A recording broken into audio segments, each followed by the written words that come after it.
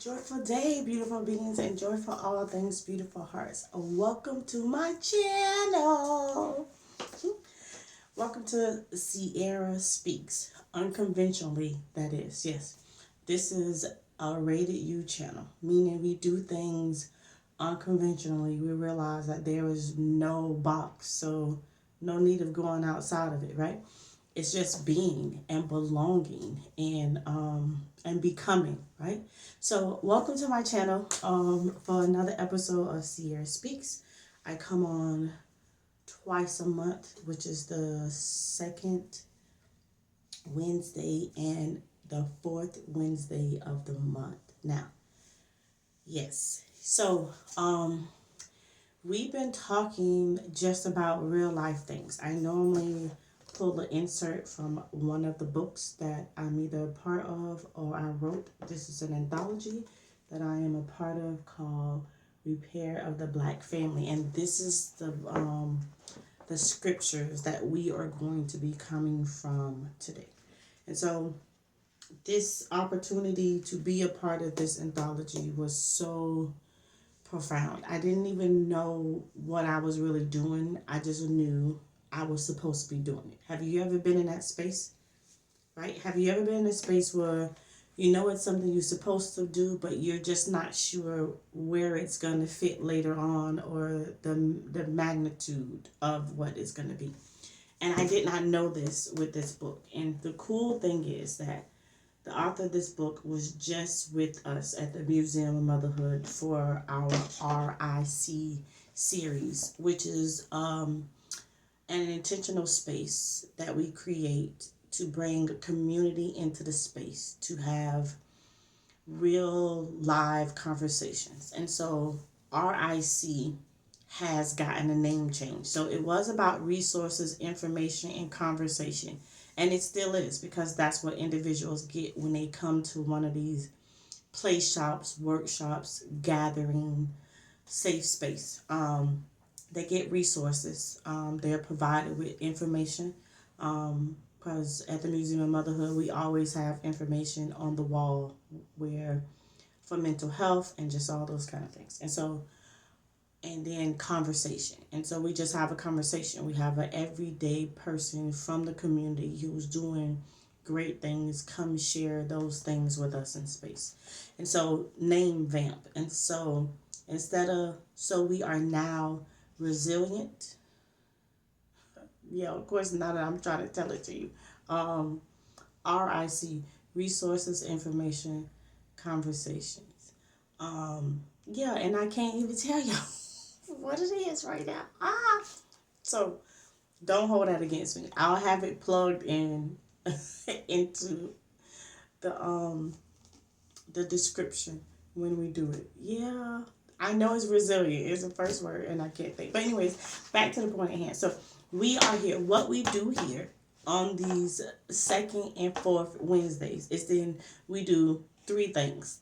This is all the unconventionalness is based off of three things, three pillars, three strategies, three bullet points, three whatever the three needs to be, but we do it in three. And so that is recover, discover, and empower. That's what we do here in this space.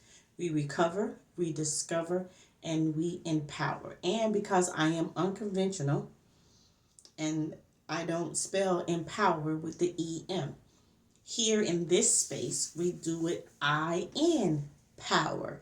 Empower. Because who does it start with? Somebody tells me, who does the empowerment start with? Yes, you. For the person in the back, or maybe in the front, or for that voice that's speaking up on the inside of you, reminding you to consider you, to appreciate you, to listen to your small still voice, to listen to your intuition, to listen to the navigation of your soul, to listen to the lover that gardens your life, guards your life. Yeah. And so it starts with you though, right? If the spirit needs a place and it's the body that it dwells. So yes, higher power universe, but the universe also needs you in order to make anything happen. It's for whosoever will. Yeah, I won't get so deep on that. I got another space for that. So, my chapter in this anthology. And so, Sister Naira, which is the founder of this book that allow all these individuals to be a part of this anthology. My face is back here somewhere. And so, my title, chapter 22, is From Sweet Nothings to Sweet Everything. Again, back to that thing that you do and you don't really know why you're doing it. The title, From Sweet Nothings to Sweet Everything. What in the world kind of title is that? Yeah, I didn't know, but that's what we titled the book. But I have now understood and know it to be true what this title means. You know how they say a dude would tell you sweet nothings? And so just changing the sweet nothings that I've even told myself, forget what somebody else told me. What about those sweet nothings that you're telling yourself that's stopping you from enjoying the sweetness of everything that's waiting to love you? Yes, I know it resonated. It hit me in the moment that I was saying it. Those sweet everythings. Think about all those sweet nothings from the experience that you experienced and you thought that that's all it was, or you're steady recycling the thing.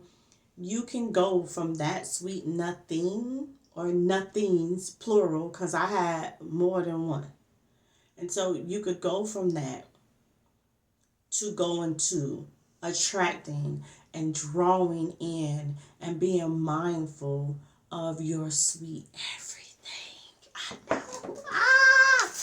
Yes. So just real quick, I'm going to take us to the back of this, to the repair work, is what Sister Naira called it, is the repair work. And I'm going to take you to my 3 repair work. So what I liked about this, doing this book, is because it wasn't just about the trauma, the drama, the pain, the shame, the guilt, the this, all the things that we can name that we feel in this human experience.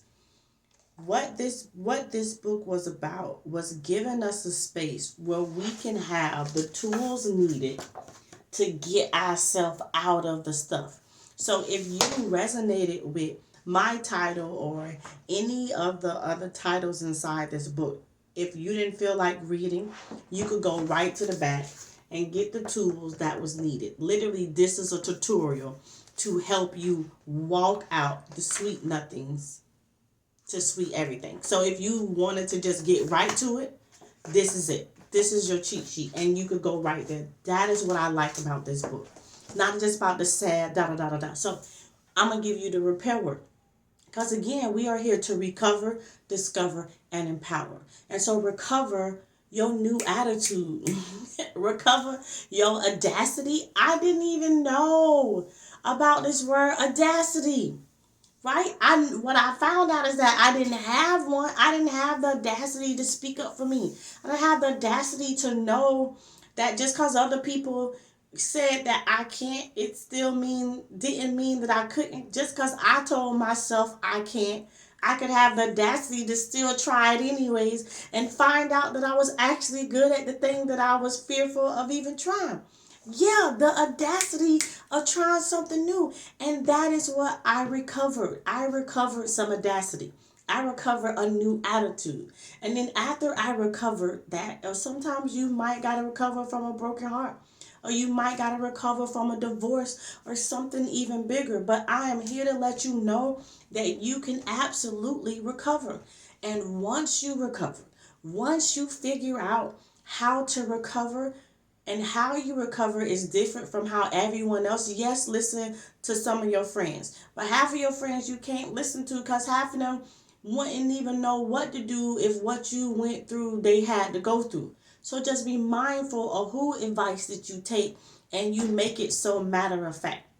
So after you recover, then you get to discover. You get to discover things about who you are and who you thought you was, things that you didn't even know. I describe it in Finding Sierra, which is my first book, as if it was like Indiana Jones going into the Temple of Doom and finding all of these cool things. Yeah, he might have fell down a hole and hit his head, but he got the treasure. He found something that he wouldn't have found had he not allowed himself to recover.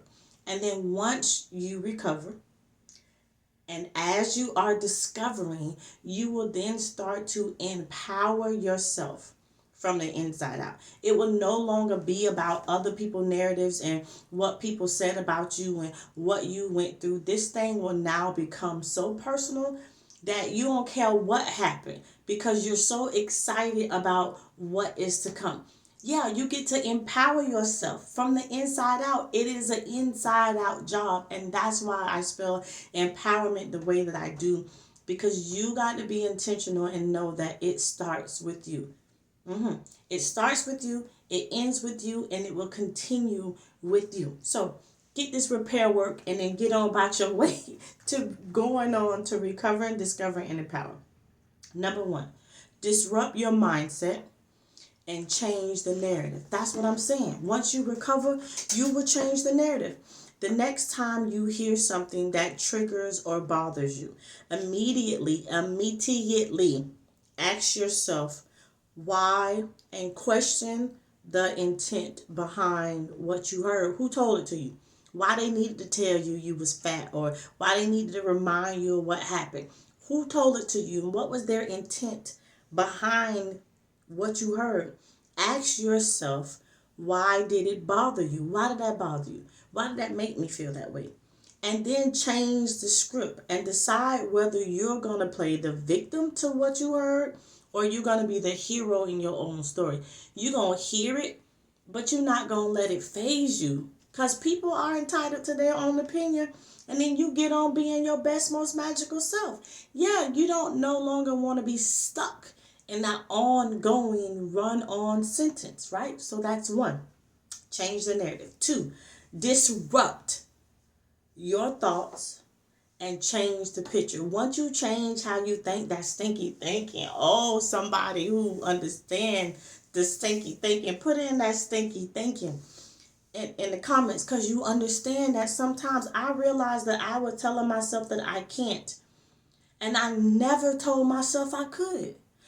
All the times that I forfeited being at the free throw line and I forfeited. I just walked away. I didn't even attempt to shoot the shot. Shaquille O'Neal was one of the worst free throw players, so they say, right? And yet still, he still showed up to the free throw line. Why you ain't showing up at your free throw line? Okay. Change the picture. If something negative happens to you, wait a few minutes before reacting. Stop just instantly reacting. And then write down what the situation is trying to teach you. Because we only move in our humanness, we forget that we're spiritual beings. And if it's here to teach you something in the flesh, then it's absolutely a lesson in the spirit. Hear me, okay? Write down what the situation is trying to teach you. How can this situation, not what once was, but this one, how can this situation help you grow? Yeah, not can who you can cuss out and who you can get on the phone and gossip about. No, how can this situation teach you how to grow through the thing? Or could you have done better at something? Because maybe you didn't really give your all. Let's be honest. Like we leave the house late and then be mad, fussing and cussing at the people along the way. Let's be honest with ourselves and know that you could have done better and left the house earlier. Decide to look at the situation differently. When you point one finger, there are 1, 2, 3 fingers pointing back at you. This is about disruption. This is about disrupting the old things so you can walk into your new. Aren't you ready to recover, discover, and empower yourself? Hey, yeah, because that's what the joy is. Who got the joy? Got joy. Yes, this is a part of my statement line. I wear these things as a message to me as I'm going throughout the day. Last one, then I'm out your way. Disrupt your words and change what you manifest. Change what you attract. Change how you see yourself. The thing is that we be mad that people mistreat us, but we almost teach people how to mistreat us. I know for a fact I taught my ex-husband how to mistreat me. Oh, you didn't know I've been divorced because I don't beat men up. I don't bash men. I don't got. It's there's no point. Like right, all men are not the same, and they deserve appreciation just like all women do. So I'm not here to bash men, but just because of my marriage didn't work. It's a whole nother story. But I got some tea about it. Listen, find me in the right spot. I'll tell you all about it. Change what you manifest. Speak. Use your tongue, your thoughts, right? To speak to yourself with love and patience and grace on a daily basis. If you're honest with yourself, how many of you are talking positive to yourself? Or you got that negative self talk down pat? But how many of you adore yourself, appreciate yourself? I start my morning off with self talks. I talk to myself in the morning. I have pillow talk with Sierra. I'm intentionally turning those sweet nothings into sweet everythings. I'm talking sweet to myself on the pillow before I get up and give myself to anybody in my day, right? I'm checking in with me. Be patient with yourself and have grace with yourself daily. Witness the magic in witness the magic in the power of your words. We taught that there is power in the tongue. There is power in your tongue. Welcome everything around you to match the verbal frequency you now use to communicate with yourself. Those self talks. And when you change how you speak to yourself, it's like a frequency. It will then speak to all those other things and line up, and then now you will then start witnessing and experiencing those sweet nothings. It's literally like you're gonna speak something and you go around the corner, or you're gonna go to the store, and the thing that you talked about, because there's power there, is gonna be right there waiting on you. Yeah, I know. But anyways, all right, I'm almost done. So welcome everything around you to match the verbal frequency you are now using to communicate with yourself. How are you going to do that? Allow yourself to speak up finally. Open that throat chakra. I had to teach myself how to do it. I put affirmations all over the wall because I meant business. It was personal this time. I was no longer allowing myself to be the old version of myself. Breaking your silence is deciding what you manifest, and it will be freeing, right? Once you open your mouth, you will start freeing yourself from things that you didn't even know. Listen, let me encourage you to recover from those things. Listen, I'm sorry that it happened. I truly am. But I know for a fact, if you don't allow yourself to recover from what you went through, you're going to continue to repeat those old narratives, and you're going to take those old things into new places, and not much is going to change. And life is going to feel unrewarding. It's going to feel like a repeated cycle. You're just stuck in the matrix. Don't do that to yourself. And I can say that to you because I did it to me for a very long time. And so I'm encouraging you to not do that to yourself. So allow yourself to recover. And then once you recover, give yourself the opportunity to discover. After my divorce, I started dating a bunch of people, even some people that I knew wasn't my type. Because did I really know a type? If I really married, it's a whole nother story. I needed to figure out what a type was, or maybe that's what my problem was. I had a type, and I wasn't letting what was attracted to me be attracted to me, and I was only attracting my type. So again, be mindful of the things, because you'll mess around and trick yourself. You'll mess around and trick yourself, so you got to question yourself. And so after you discover, empower, allow yourself to experience a love like this before. And so allow yourself to experience things from the inside out. Be mindful that when you feel like nobody is showing up for you, that your heart has showed up for you. Your red blood cells, your liver, your pancreas, things are showing up for you. Things are working in your favor.